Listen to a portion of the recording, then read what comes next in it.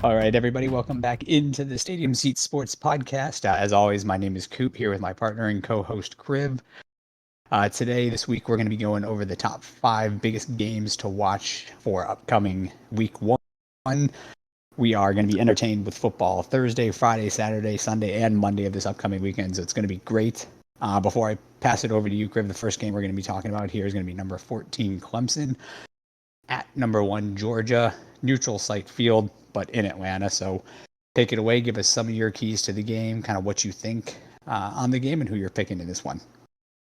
Yeah, so it's sort of funny because a few years ago, if you heard Clemson and Georgia were opening the season, you'd say, hey, this is a one versus two, one versus three matchup. Obviously, that's no longer the case. Clemson, the last year or two, has definitely fallen from grace a little bit.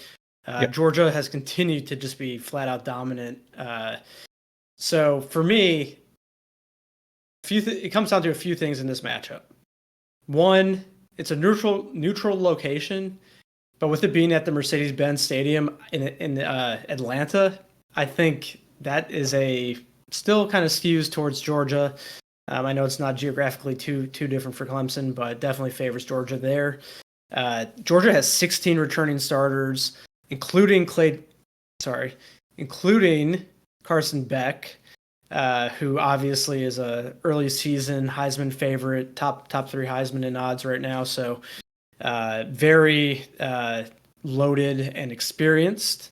The one thing that really stood out to me too when I was looking at this game, and obviously there's nothing to go by so far this season, is that Clemson won their bowl game at the end of last year against Kentucky, but they only won it by 3.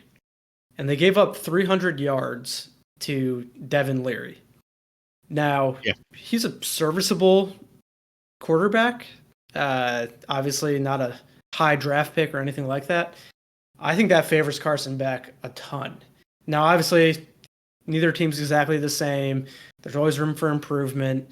But in all honesty, with that many returning starters, Beck being as good as he is, I can't pick against Georgia in this one. I think they're going to win.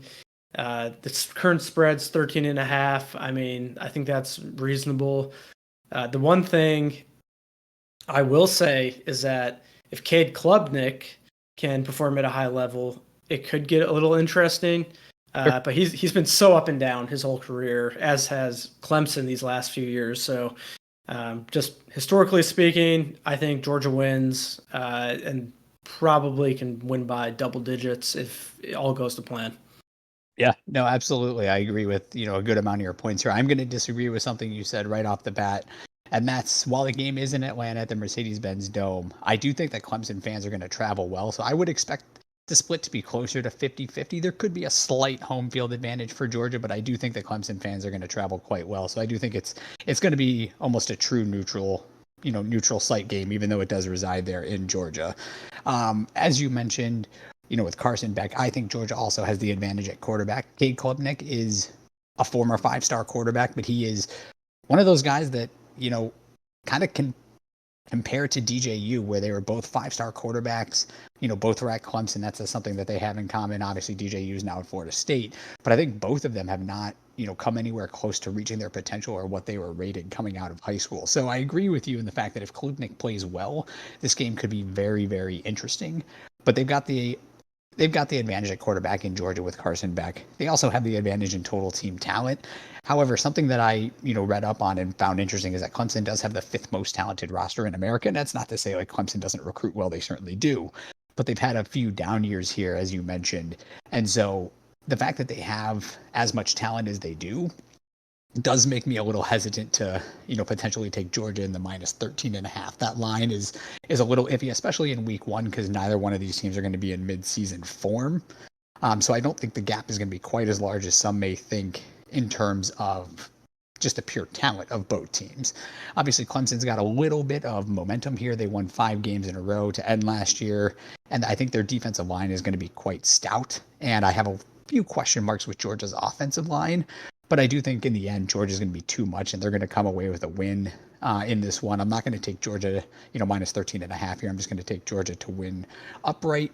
And I really, I'm kind of wavering back and forth. I really can't determine if this game is going to be close, or I could see it potentially being a mirror image to that Alabama USC game circa 2016 when USC came out, all hyped up and looking like they were going to do something, and Alabama Oh went on yeah. to dog walk them by like 47 points. So it's like I could see this game being a closely contested 10-point or less game, or I could see it coming out where Georgia just absolutely smokes Clemson if Clemson's not ready and Cade Klubnik does not play well, similar to what Georgia did to Oregon. What was that, 3 years ago, where they won, by like 49 points or however much they won. But I could see it going either way. So interested to see this game, but going to take Georgia in the game, but not in the points here. And Yeah. yeah, go ahead. Yeah, I could. I mean, honestly, I think Georgia wins no matter what. But with the spread and everything, I mean, I think 10 might be more realistic. Clemson still has talent. They still recruit at a high level. They maybe don't hit the transfer portal as hard as other teams, but I mean, they're not to be taken lightly. But yeah, Georgia definitely gets their first win of the season in my mind. Absolutely. So the next thing we're going to chat about here is going to be Penn State at West Virginia. Do you want to take this one first? Do you want me to go on and let you know what I think about it? No, sure. So I can just kick things off here. So obviously, this is a rematch of last year's game, and I'm sure a lot of us remember this. This game is Drew Aller's coming out party where he flat out dominated 3 touchdowns, 325 yards, got everyone thinking, wow, Penn State finally has their guy. And then the rest of the season played out, and you're like, was that a outlier? Was that his true potential? So this is going to be another test for him. The biggest difference, of course, is that Penn State is traveling to West Virginia. This is not at home for Drew Aller. So it's going to be a test. It's going to be a hostile environment. West Virginia is going to be a rocking. Their defense, though, at Penn State, absolutely loaded, very strong. I think that's going to be a little too much for West Virginia to overcome. They do have Garrett Green at quarterback, who has a lot of experience. His numbers haven't been stellar, but coming into another year starting for him could really give them maybe a shot in the game. But honestly, with the Penn State's defense and even just Singleton at running back, Aller doesn't need to be who he was last year. They should win this game anyway. Sure. Yeah, I think those are some great points there. And actually, I was not aware of just truly how dominant Aller was in this game. I remember he had a great game, and it was kind of his coming out party where you said, Penn State fans are like, man, we finally got our guy. We're going to be able to compete here in the Big Ten East, and then just with the top echelon of college football in general. Like you mentioned, it is a rematch of last year's game. Penn State did win that game 38-15. I personally expect it to be much closer this year. I do expect Penn State's offense, as well as Drew Aller, Nicholas Singleton, to be much better under that new offensive coordinator, Andy Kotelnicki. But the biggest question I have is, will we see vast improvement in week one? This is week one, and I think Penn State, obviously, they're the more talented team overall here over West Virginia. But at the same time, if we learned anything from watching FSU, Georgia Tech, and maybe Georgia Tech's just a little bit better than we thought, and Florida State's a little bit worse than we thought. But those first couple of games in the season, when you're not in midseason form, you can potentially be got. And West Virginia's got some good players. You mentioned Garrett Green. In my personal opinion, I do think he's an underrated quarterback. He was the MVP in West Virginia's bowl game last year, the Duke Mayo game, and I expect him to keep West Virginia close in this game. But with that being said, I also expect him to make some mistakes. I think he'll probably have a turnover or two in this game, whether it be, a couple interceptions, an interception and a fumble. I do expect him to make some mistakes. It's something that he's struggled with a bit, throughout his career, but I do think that he's got a lot of experience under his belt, and I expect this game to be significantly closer than it was last year. But I'm still going to take Penn State to win in this game. I have a very strong feeling that Penn State's going to be potentially an 11-1 team this year, maybe a 10-2 at worst. And this is not one of the games that I think that they, ultimately end up dropping. So I expect Penn State to win this game. Yeah, absolutely. And obviously, the next game we have on our schedule here is number 19 Miami against their in-state rival Florida. And I'll let you kick that off and share your thoughts. Yeah, yeah, absolutely. This one's going to be a fascinating game to me. Graham Mertz, coming from Wisconsin, obviously he was with Florida last year as well. He's shown flashes throughout his career. He was a former five-star recruit as well, similar to Cade Klubnik and DJU. And again, he's shown flashes throughout his career as like, man, he can be a really good collegiate quarterback, but he's not been a reliable playmaker or shown the ability to truly will his team to win on a consistent basis. And I think if Florida's going to have any shot in this game, he's going to need to be that guy. Now, obviously, we know Cam Ward came over from WSU to the University of Miami. I think he's got a lot of talent. And I think even if he doesn't have his best game, he is the better quarterback in this game over Graham Mertz. But he can have, some issues with turnovers and the swamp. It's consistently one of the most difficult places to play in all of college football. It doesn't matter if Florida is 5-7 or if they're 12-0. The swamp is no easy place to play, and that place is going to be rocking. And so ultimately, I'm going to stay away from the line in this game. Initially, with it being Miami -2.5 is what we have currently as of the time of this recording. But I ultimately do think that Miami is going to win this game. I'm not confident enough to say that Miami's going to cover, which I know sounds a little bit cliche when it's the line's -2.5, towards Miami. And I'm not taking them in the points, but I'm taking them to win. And one of the reasons that I'm a bit hesitant is I do not trust Mario Cristobal. I mentioned this in our previous recording where we both had a top 5 team towards the end of the year that's not currently in there, and my pick was Miami. But Mario Cristobal has shown time and time again that he is good for costing his team and his program at least 1 or 2 wins every year from some kind of boneheaded mistake.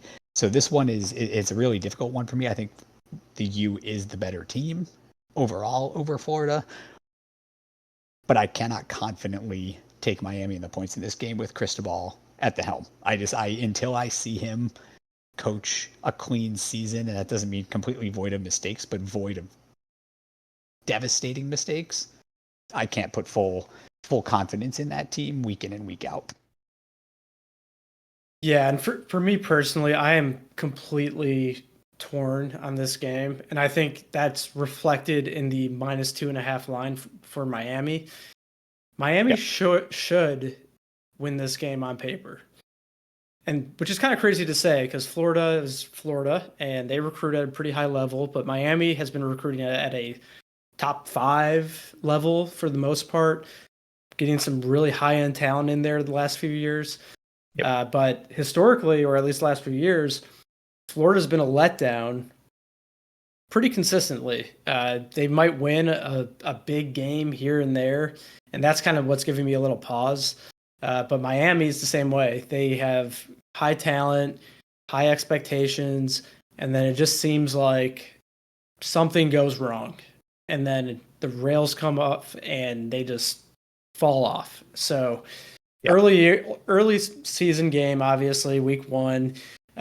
Will Graham Mertz, I mean, he's like you said, he's a 5-star prospect. He has kind of rounded into a solid quarterback. I'd like to see him kind of take that next step and kind of be dynamic or change the game. But as of today, he's just a game manager who does a pretty decent job, but he's not moving the needle much. And then on Miami, you have Cam Ward, who of course is very talented, but it's a new team he's on. He's making his debut in the swamp of all places in a rivalry game. That's a pressure cooker. For And I sure. will say, Florida has a decent secondary. They have Devin Moore and Jason Marshall, and I think they are the key here for Florida to pull off this upset. Yeah. Cam Ward has a history of mistakes.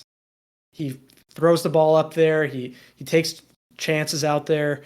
And that's why I think I'm going to just go for the upset, say Florida hangs on. Cam Ward makes a few mistakes that ultimately cost him the game. Oh, wow. That's a interesting take, and I kind of love it. I really do. And I will say this before we move on to the next game. One thing that has truly plagued Florida and Billy Napier over the last couple of years, which is something that has to be so frustrating, not just for their team and their coaching staff and their fan base, but just in general, is the costly mistakes that they make that have nothing to do with talent, have nothing to do with skill, have nothing to do with scheme. They are consistently one of the most penalized teams in all of college football. And I can't remember what game it was, and we won't get into it too much here, but it was like a foggy, humid night game. I don't know if it was against Georgia or if it was against Kentucky, and Florida was about to win, and that one Florida player took the opposing team's player's shoe Yep. and threw it and cost them that game. I Like, they think are consistently one of the most penalized teams, and if they can just clean up some of their penalties, I wouldn't be surprised to see your outcome happen. I wouldn't, but like, they need to clean them. They need to clean up their penalties. That is an yeah, issue with them year in and year out. I think that might have been back in the Muschamp era, but It might have been. I think it might have been versus LSU. I think it was LSU. And Yeah. I think Cade York hit the game winner, who is a horrendous NFL kicker, but Yeah. he After having he a good start, he turned out to be a little bit. he made himself some money that night. That's for sure. Yeah, that's true. Well, with that said, we won't get too much into it, but we'll move on to the next game here, which this one is by far my most anticipated game this week, and that's number 7 Notre Dame at number 20 Texas A&M. So I'll kind of jump off here and give you my take on it, and I'll throw it back to you, and we'll kind of see where we both lie here. To me, this is a super intriguing matchup. I'm going to give the slight edge to Notre Dame in the QB department, excuse me, as I do trust Riley Leonard a bit more than Connor Wegman, as of this recording, but I do think both are serviceable QB, so it's not a shot at Connor Wegman at all. I do think he's going to be, a good quarterback for Texas A&M. Something that I think is not talked about enough, or maybe just people don't know exactly who he is the very under the radar hire of Mike Elko for Texas A&M, former Duke head coach. He's a really, really good head coach, in my opinion. He had a lot of success at Duke with the Blue Devils with a far less talented roster than what he inherited at Texas A&M from Jimbo Fisher. And I expect him personally that he's going to get much more out of this team than what Jimbo Fisher did, because we know year in and year out Texas A&M was at at the top of college football in terms of their recruiting prowess and talent that they had on their team.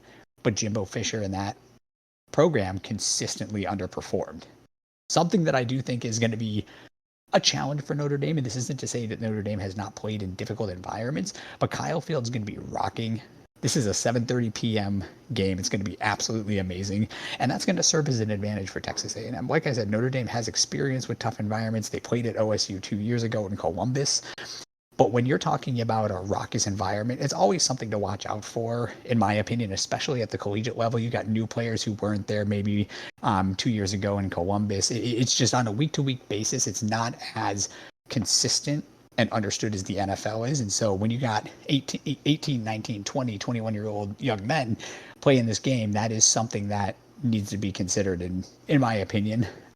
One of the big storylines here for me is that Marcus Freeman, in my opinion, really needs to win this game to salvage the hope of the Notre Dame faithful, to have him, lead this program back to prominence. And I say that because he had 2 opportunities the last 2 years against Ohio State, and he lost both of those games, albeit extremely close games, some coaching mistakes in last year's game, specifically with not having enough men on the field that cost them that game.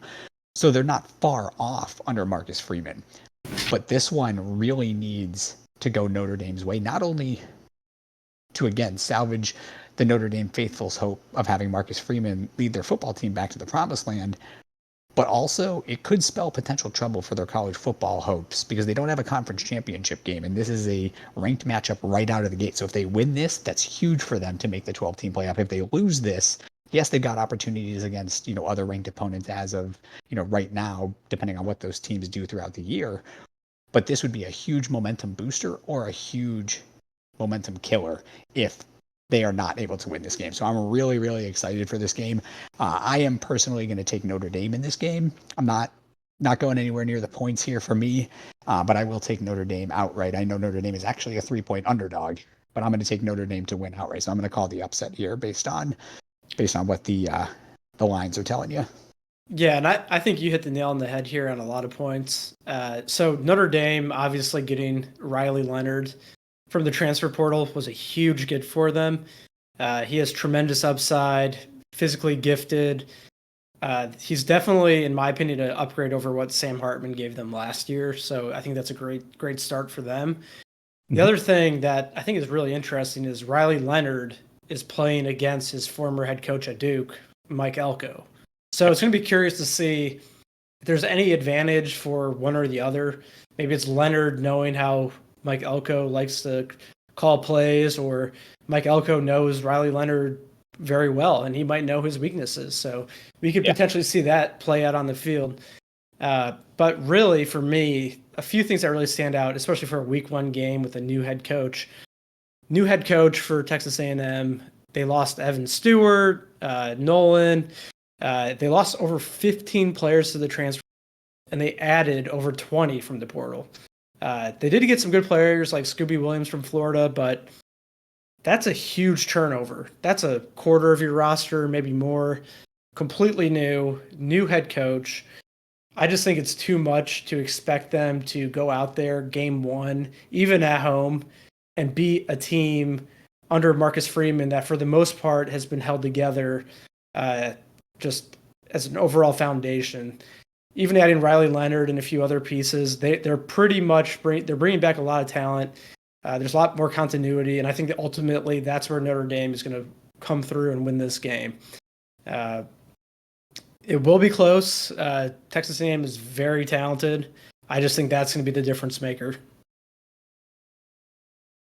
Yeah, no, I'm actually kind of surprised that we're both picking Notre Dame here in this I game. know. So, you Pains me know, to do it. either we're both going to look like geniuses or we're both going to look like idiots. It's going to be great. Before we wrap up this fifth game here, I'll kind of let you talk about this one first, but it's going to be number 23 USC at number 13 LSU. Now, granted, it's not at LSU, it's not at Tiger Stadium. That's just how we have it here in our little document. It's going to be obviously in Vegas at a neutral game site, 7:30 p.m. on Sunday night. So, give me your thoughts on this game. Yeah, so obviously the most important headline here is, hey, Caleb Williams gone, Jaden Daniels gone. Both those guys were the faces of their teams last year, and it's a changing of the guard. And you have some interesting replacements for those two. Miller Moss, I think he's had a lot. He's had a few spot starts here and there, and he looked really good in those spot starts. Last year in his bowl game against Louisville, 6 touchdowns. I mean, you see those kind of numbers for touchdowns against Akron or Bowling Green or these random small schools when a big time school plays against them. But he did this in a bowl game against a legit team. So very promising in those small little glimpses we've gotten.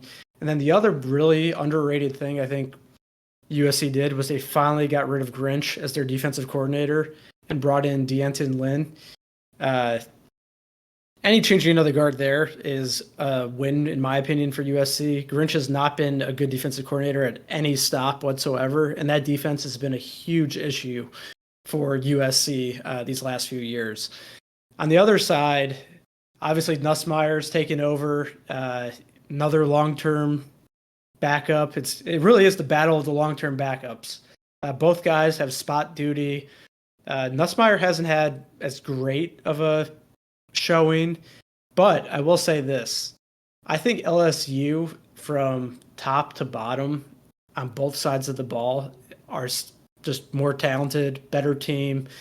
They've been recruiting in a way that maybe USC has just introduced. They kind of changed how they approach their defensive line prospects, adding a lot of size up front. That's something LSU has already done and built up depth there. So I think that depth is going to be a huge factor, especially in a week one game. And also for me personally, I think Harold Perkins is going to bounce back this year and be the X factor in this game. I think he's going to create a ton of havoc for Miller Moss back there. He's going to be running around trying to stay alive. He doesn't have the same escapability Caleb Williams had. And for that reason, I am picking LSU to win this game. All right. Wow. Wow. Great take. First off, I'm gonna disagree with you in who you're taking in this game. So I'm gonna say I'm taking USC straight up in this game. So we're in a disagreement there. But I'll let you know my points and why I'm taking USC in this game. Loved how you touched on the fact that Miller Moss is taking over for Caleb Williams, Garrett Nussmeier is taking over for Jaden Daniels. That's going to be something spectacular to watch. Both Caleb Williams and Jaden Daniels, as our listeners will know, are the two previous Heisman winners. So it's going to be really, really interesting. As you mentioned, Miller Moss had 6 touchdowns against Louisville in the bowl game, looked phenomenal. We know a little bit less about Garrett Nussmeier, though we still know some about him. But one of the reasons I'm taking USC in this game, Lincoln Riley always gets the most out of his QBs, whether it's Baker Mayfield, whether it's Kyler Murray, Caleb Williams. I expect the same thing out of Miller Moss. And I don't see that trend altering course anytime soon. I also think that Miller Moss, something that's maybe underrated or kind of overlooked, is that Miller Moss is going to play more in the system than Caleb Williams did. And I think that that's going to be beneficial for USC as a whole team. Caleb Williams, in my opinion, is more talented than Miller Moss. There's not any kind of slight at Miller Moss whatsoever. I think he's going to be great. I think he's going to be a phenomenal college quarterback with the potential to do big things at the next level. Caleb Williams is just kind of a magician back there, but I don't think he always played in the system at USC, and I think Miller Moss is going to play more in the system than he did, and that's going to be more beneficial to the team as a whole. But going over these teams, like, they're eerily similar over the last few years. They both have great to elite offenses and have had abysmal defenses. And yes, as you mentioned, they brought in coordinator D'Anton Lynn for USC and then Blake Baker for LSU. And it's going to be a really interesting storyline, and we may not get the answer, even though these two teams are playing in week 1. We may not get the definitive answer here in week 1, but it's going to be really interesting to see who made the better hire here. We're going to have to wait and see, but I'm really interested to see who actually ends up panning out more for their respective program, D'Anton Lynn or Blake Baker. As I mentioned, taking USC straight up in this game, neutral site game.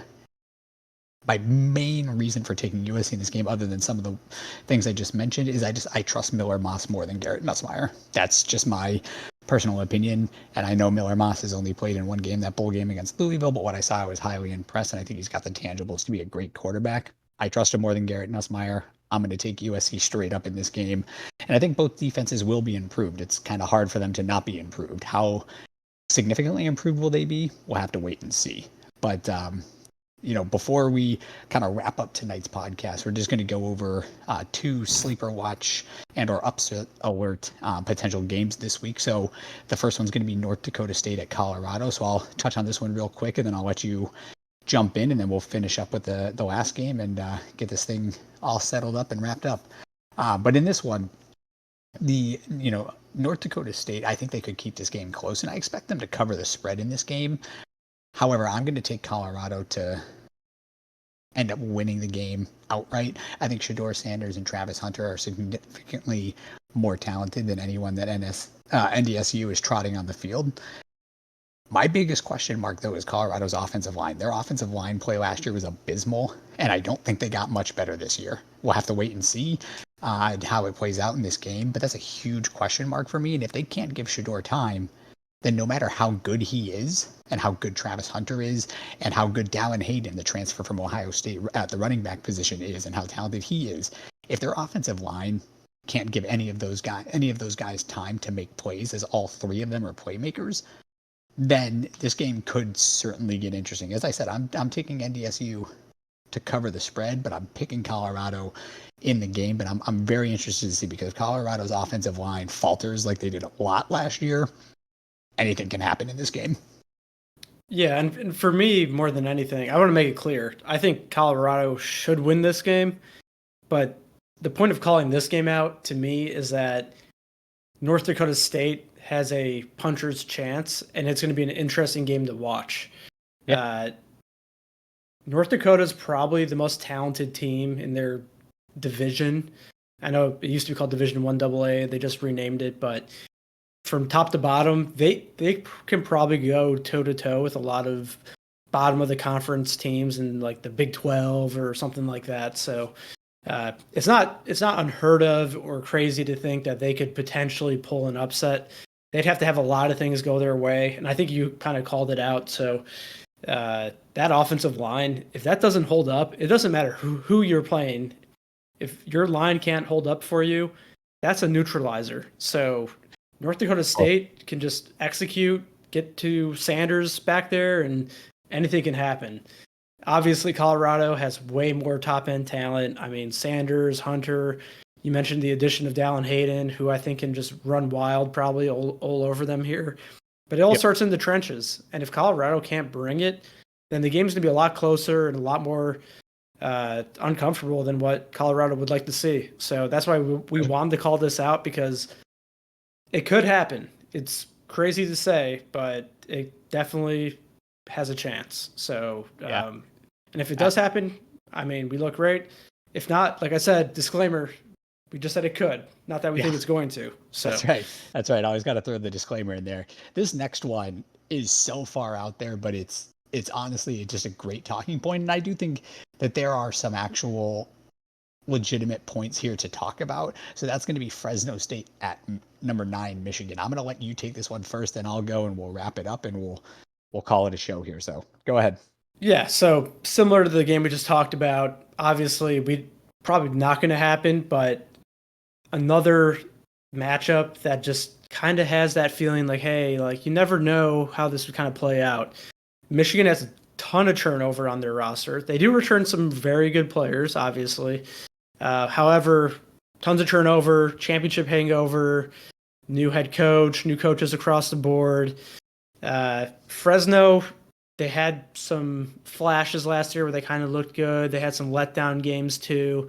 They do have an experienced quarterback in Mikey Keene, who I think having someone like that back there on the road in this kind of environment can be super helpful, especially when talking about college football. Something strange can happen where he might create a few big plays, find some passing lanes here and there, and make something happen. So, like I said, very much a long shot, but Michigan has a lot going on off the field now. They just got their notice of allegations, so kind of some old things popping up and maybe distracting the coaches, if not the players. So, I mean, you truly don't know. I think this kind of has a strange feel to it that an upset could happen. Sure.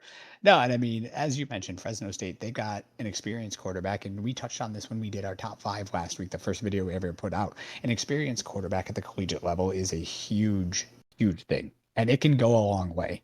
As you mentioned, Michigan does have a lot of turnover. They lost so much talent to the NFL draft after that championship team last year.